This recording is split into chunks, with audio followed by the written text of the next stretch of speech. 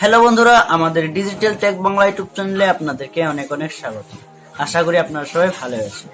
তো আজকে একটি খবর নিয়ে চলে আসলাম। Asus Zenfone Max Pro M2 successor M3 খুব জলদি ইন্ডিয়াতে আসতে চলেছে।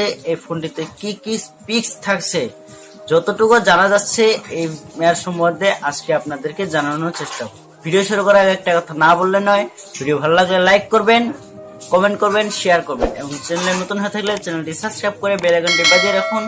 তো চলুন দেরি না করে শুরু করি। এখানে ডিসপ্লেতে থাকছে 6.5 ইঞ্চির সুপার অ্যামোলেড ডিসপ্লে। যেহেতু super AMOLED display, in display fingerprint স্ক্যানারও আপনারা এখানে পেয়ে যাবেন।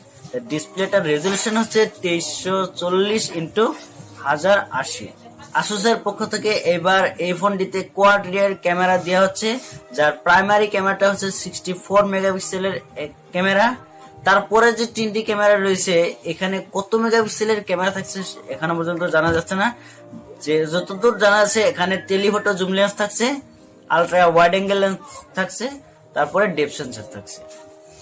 ফ্রন্ট ক্যামেরাতে থাকছে কিন্তু 20 মেগাপিক্সেলের ফ্রন্ট ক্যামেরা, যার অ্যাপারচার হলো f/2.0, কিন্তু ওয়াটার ড্রপ নস কিন্তু এখানে থাকছে।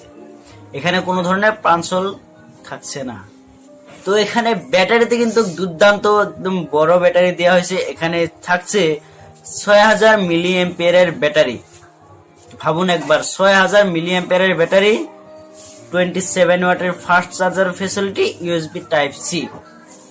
তো ব্যাটারির দিক দিয়ে কিন্তু একদম অনেকটাই এগিয়ে যাবে অন্য অন্য ফোন যে রয়েছে, কম্পিটিটর যে রয়েছে তাদের থেকে। আপনি অনায়াসে এই ফোনটিতে একদিন গেম খেলেও চালিয়ে নিতে পারবেন। তো এই ফোনটি রান করবে অ্যান্ড্রয়েড 10 এর উপর। আপনারা Android 10 out of the box পেয়ে যাবেন। এখানে র্যাম ভেরিয়েন্টে থাকতে চলেছে 6GB র্যাম এবং 64GB ইন্টারনাল স্টোরেজ এবং 8GB র্যাম, 128GB স্টোরেজ। তো ELPDDR4X র্যাম এবং UFS 2.1 স্টোরেজের পেয়ে যাবেন।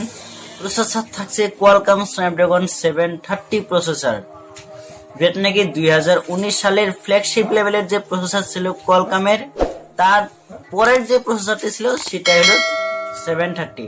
তো পারফরমেন্সের দিক দিয়ে কিন্তু অনেকটাই ভালো হতে চলেছে এই ফোনটিতে। যদি বলে এর প্রাইস হতে পারে 6GB র্যাম 64GB 17,000 টাকার মধ্যে 16,999 টাকা। তারপরে যে ভেরিয়েন্টে রয়েছে 8GB 128GB, এখানে 19,999 টাকা পর্যন্ত হতে পারে। তো যখন এই ফোনটি মার্কেটে লঞ্চ করবে, তবে কিন্তু Realme X2, Oppo K5, Oppo Reno 2, Redmi K20 এই ফোনটির সঙ্গে কিন্তু হাড্ডাহাড্ডি লড়াই করবে। রিলিজ ডেট এই ফোনটি লঞ্চ হতে পারে, সম্ভবত এটা কনফার্ম খবর নয়, এখানে লিক্স যতটুকু জানা যাচ্ছে, এখানে এই ফোনটি লঞ্চ হতে পারে 2020 সালের ফেব্রুয়ারি মাসে ইন্ডিয়াতে। তো দেখা যাক এই ফোনটির বিষয়ে আরো কি কি লিক্স আসতে পারে। তো যখনই আসবে আপনি আপনাদেরকে জানানোর চেষ্টা করব। তার জন্য কি করতে হবে, চ্যানেলটি সাবস্ক্রাইব করে বেল আইকনটি বাজিয়ে রাখতে হবে পরবর্তী ভিডিওর নোটিফিকেশন পাওয়ার জন্য।